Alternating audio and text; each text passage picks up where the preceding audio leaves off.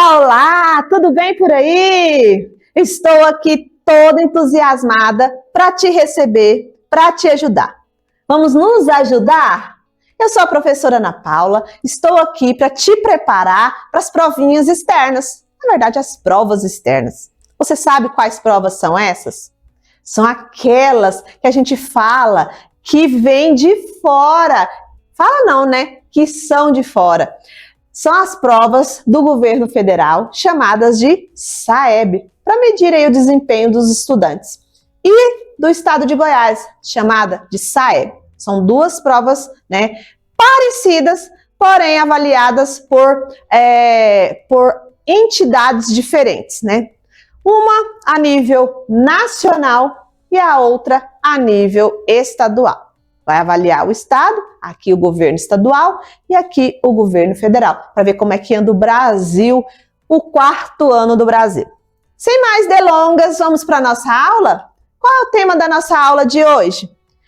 Qual é a sua localização? Você já usou o GPS? Você sabe a sua localização na fileira da sua sala de aula? No terceiro lugar, é na coluna 2, né? Na fileira 2, na terceira linha. Bom, a localização ela tem muito a ver com matemática, porque usa coordenadas. Nós vamos ver isso agora. Então, localização, movimento que representamos nos mapas. Os mapas, eles utilizam muito essas coordenadas, né? Essa movimentação. Tanto é que a gente já usou o GPS. Você já usou? Eu uso quase todos os dias. Bom, o nosso descritor, as nossas questões estarão relacionadas com o seguinte: identificar localização e movimentação de objetos, mapas, croquis e outras representações gráficas. Então, a gente vai ver isso em um desenho, em uma imagem. Bom, e também nós vamos identificar propriedades comuns, né? E diferenças entre poliedros e corpos redondos. Nós vamos ver a diferença disso planificado, e isso é em 2D, né? Relacionando figuras tridimensionais com suas planificações. Nós vamos ver a diferença que tem entre as duas. Nós vamos comparar isto. Bora juntos? Então vamos lá. Partindo então para a primeira questão. Questão número 1. Foca na tela para a gente fazer a leitura, por favor. Em uma sala de aula, um professor organizou as carteiras em 5 fileiras. Consegue visualizar aí, ó, do 1 ao 5 na parte horizontal do nosso desenho? Com 7 carteiras em cada uma. As 7 carteiras está indicando a verticalização aí no nosso desenho, né? Do 1 ao 7. Olha a pergunta. Quantas carteiras há ao todo na sala de aula? Qual estratégia você utilizaria para se chegar aí à questão, né? Ao resultado dessa questão, ao gabarito dessa questão? Você contaria um por um até chegar aí à quantidade? Ou você utilizaria estratégias mais rápidas, como a de multiplicação? Bom, a gente tem que analisar o tempo, né? O tempo que nós temos para fazer essa prova. Esse tempo, ele conta muito, porque são muitas questões. Então, não dá para eu ficar contando uma por uma, né? Vai me demandar tempo, e o tempo é precioso, principalmente quando a gente está fazendo uma prova.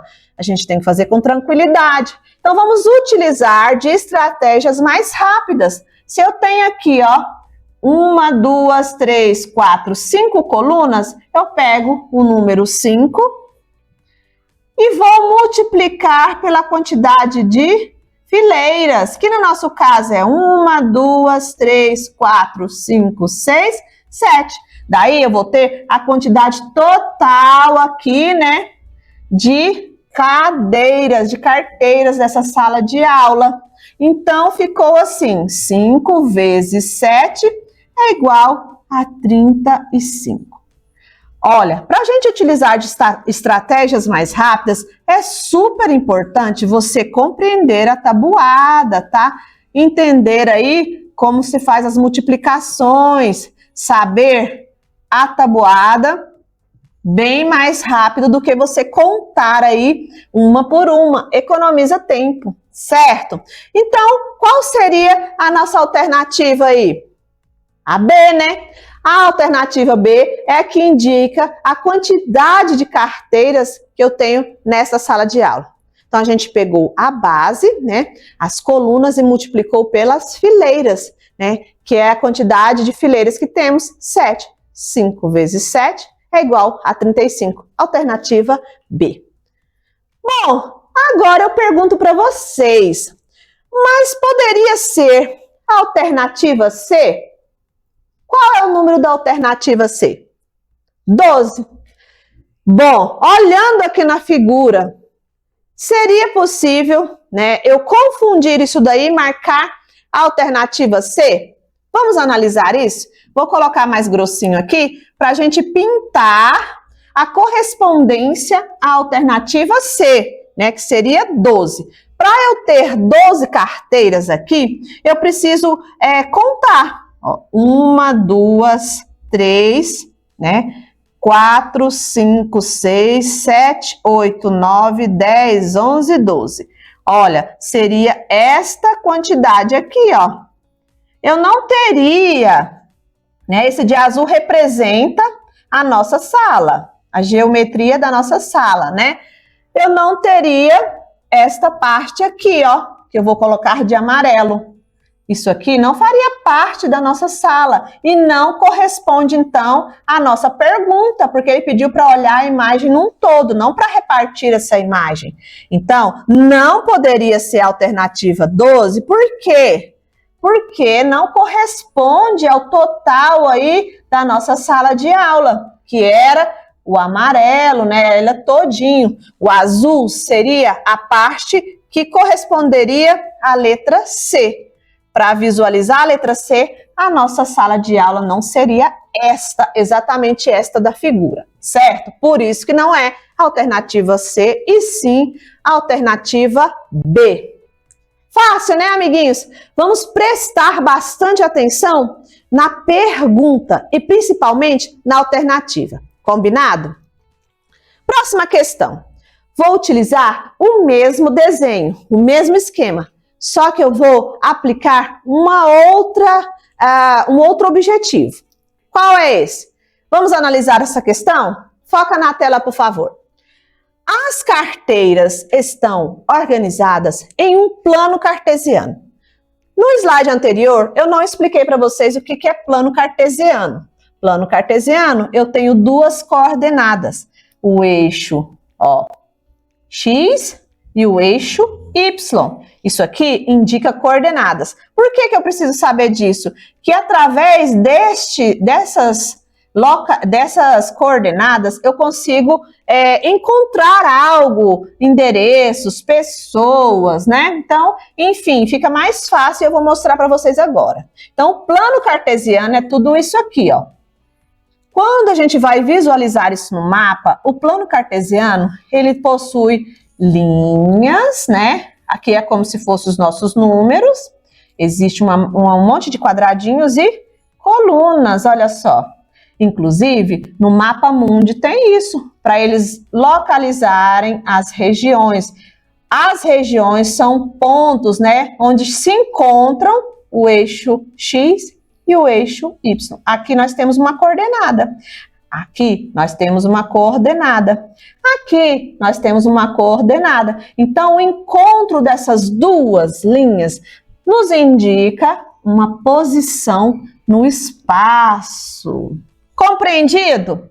Bom, então já sabemos o que é plano cartesiano, né? E agora vamos continuar a leitura da nossa questão. Onde o eixo X indica a posição da coluna.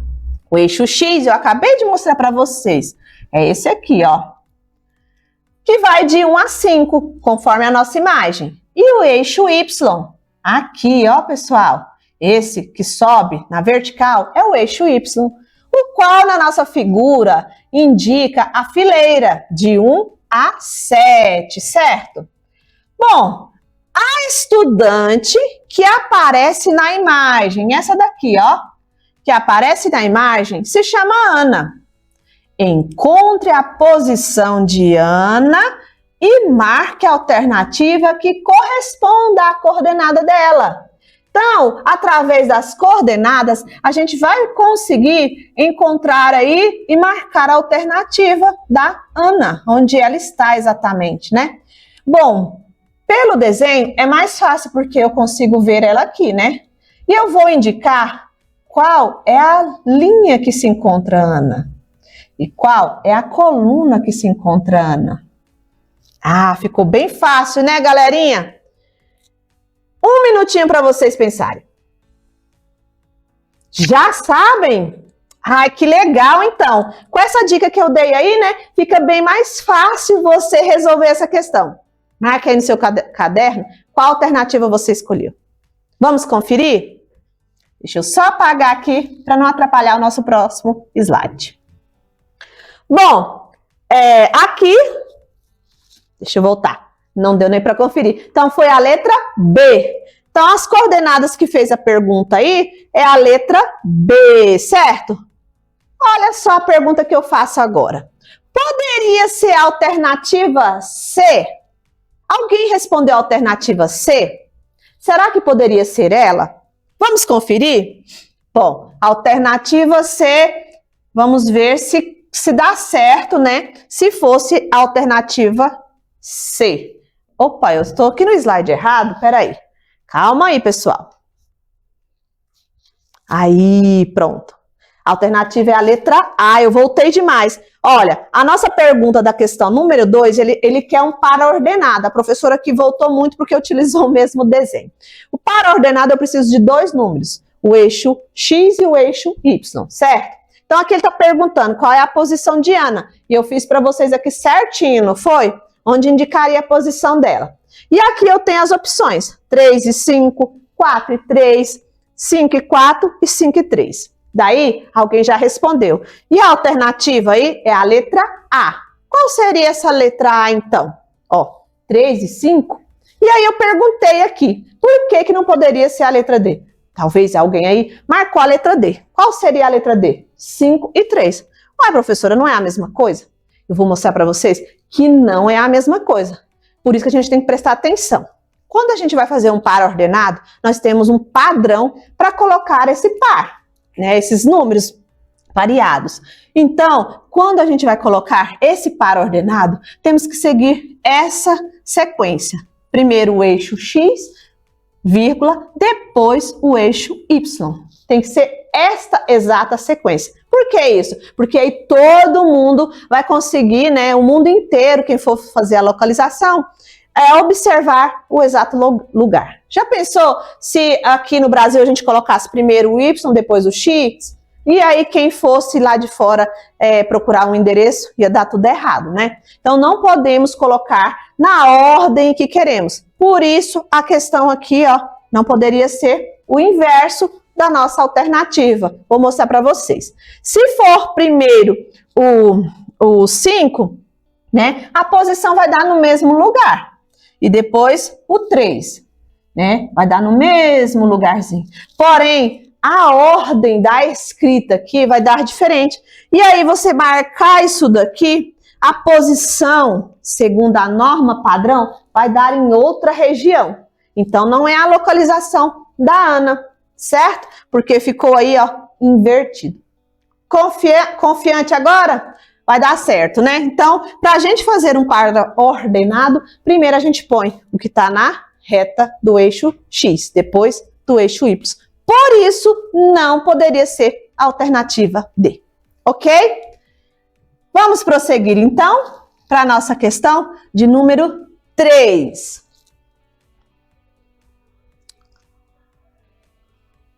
Bom, aqui nessa questão de número 3, nós temos, observe abaixo a representação de um cone. Aqui nós temos um cone. Lembra? Parece um chapéuzinho de festinha, né? Ou então, um coninho de sorvete virado de cabeça para baixo. Bom, a figura parece isso, certo? Então, se nós temos aí o cone, que é a nossa representação, uma possível planificação desse cone. Quando a gente faz imagens 2D, 3D, o que acontece? A gente utiliza as figuras planas para fazer dobraduras e chegar então à figura espacial, né? Que no caso aqui nós temos profundidade, que as figuras planas não têm. Qual então é a nossa pergunta? Esse cone, a forma dele aberta, a sua planificação, parece com o quê? Parece com a letra A? Olha só, nossa alternativa A. Parece com a letra B? Olha, deu uma semelhança, né? Parece com a letra C? Olha, pode ser também, não é mesmo? Ou parece com a letra D? E aí? Está bem diferente, né? Será que essas figuras, se eu dobrá-las, eu conseguirei quais destas chegar à figura do cone? É isso que está perguntando. Você vai fazer essa observação. E nós temos algumas estratégias para conferir quais das alternativas corresponde, então, à nossa figura. Primeira delas, você vai olhar a base da nossa figura. É um círculo, não é? Então, tem que procurar alguma alternativa que tenha essa referência, um círculo, pelo menos. Eu tenho aqui a letra C e a letra B. Os outros, né, parece que formam triângulos, não é? Bom, outra dica para visualizar essa imagem é você vendo os ângulos. Aqui nós não temos ângulos de 90 graus. Aqui nós temos e aqui nós temos. Aqui também nós temos e aqui também nós temos. Aliás, aqui também, né, nós não temos. Bom, então tá bem forte a alternativa B e C. E aí, qual que é a sua resposta? Ah, já sabem? Vamos conferir então essa resposta? Seria a letra A, planificação, A, naquela figura, a planificação B, C ou D? Olha, é a planificação letra C. Qual corresponde então à letra C? Essa daqui, ó. Prof, mas essa daqui também não poderia ser? A letra B? Bom, quando eu falei para vocês observarem a base, nós vimos ali que existe uma base circular, um círculo, né? Ó, um círculo. Se fosse a letra B, este desenho teria que ter outra base, né? Que seria um cilindro. A formação dessa figura, ela parece com um cilindro. E a formação desta figura, sim, bate com a nossa, um cone. Porque aqui eu tenho uma base circular, né, formando a figura. E aqui eu tenho duas bases circulares. Diferente da minha, que só tem uma. Bateu, então, a letra C. Por isso, não poderia ser a letra B, porque que formaria outra figura, sendo que eu só tenho uma base circular. Então, essas características nos ajudam a fazer essa identificação. Fica mais fácil para você na hora da prova. Vai pelas eliminações, né? Igual as dicas que eu te passei. Bom, agora é hora da gente gravar tudo isso aí e anotar no nosso caderno, certo? O que nós aprendemos na nossa aula de hoje? Nós vimos a multiplicação repetida, que foi as fileiras da cadeira, né? Se eu fosse somar uma por uma, eu ia repetir o mesmo número. No caso 7, né? 7, 7, 7, 7, 7, 5 vezes. E aí ia dar o total de cadeiras. Mas a gente fez essa estratégia mais fácil, mais rápido. A gente multiplicou a quantidade de colunas com a quantidade de fileiras e achamos, então, o total das carteiras.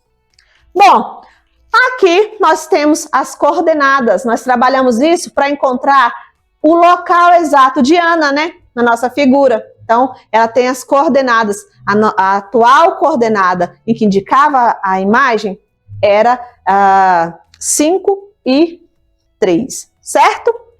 Bom, também nós vimos no espaço e forma a localização. O que é um par ordenado? Eu preciso de dois números para compreender o exato ponto, a região, o local, a sua casa, a sua posição na sua sala de aula. Isso a gente chama, então, de par ordenados. Coordenadas, então, é uma região que vai me indicar aonde eu vou chegar a esse ponto. Ok, então, foi possível compreender o quê? Então, o que nós exercitamos hoje no nosso CA de Prepara? par ordenados, né? A gente viu que a localização ela precisa desse par ordenado para identificar um ponto. Nós vimos também como resolver contas mais rápida, uma estratégia mais rápida, que é a multiplicação, certo? Em vez de contar um por um. Eu fico por aqui então, até a próxima aula, tá bom? Tchau!